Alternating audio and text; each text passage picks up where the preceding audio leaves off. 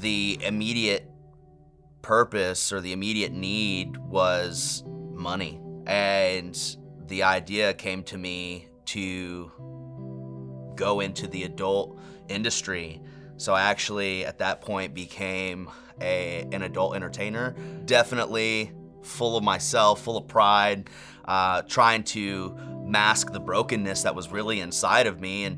And according to the world, like, that was a great idea. You know, you're gonna get paid to have sex. It's kind of what the world tells you is like a goal as a man. And culture was just right there giving me a high five the whole way. It was more desperate attempt for attention and affection. And it was all just masquerading and pushing down the brokenness and the abandonment that I had felt all along. Obviously, working in that type of industry, you know, it wasn't very long before I got exposed to drugs, hard drugs, cocaine, hallucinogens, fentanyl. But I found myself getting more and more numb, even to just simple human affection.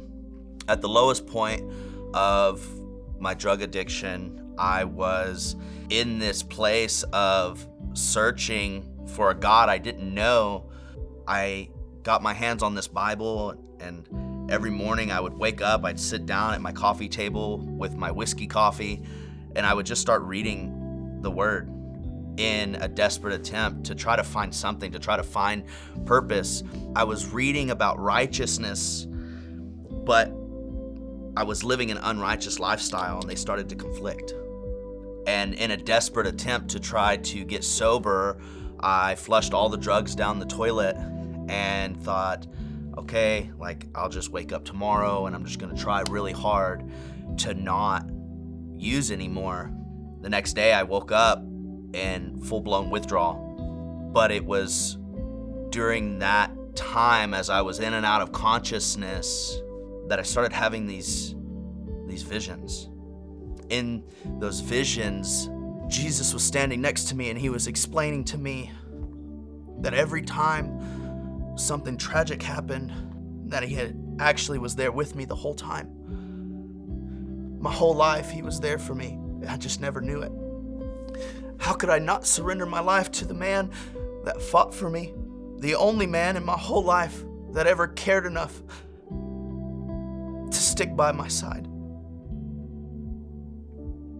So with nobody around, just me and him, I said, Jesus, I give you my everything.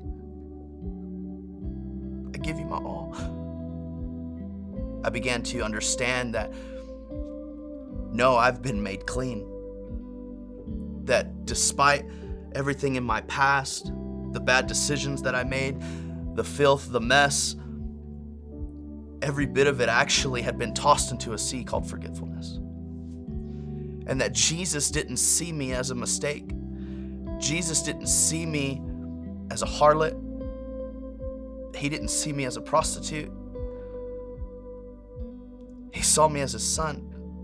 And he helped me to begin to see myself as his son. It's been 3 years, and I've found my purpose. I've found my fulfillment. I know what fullness of joy is now, and it's knowing Christ Jesus.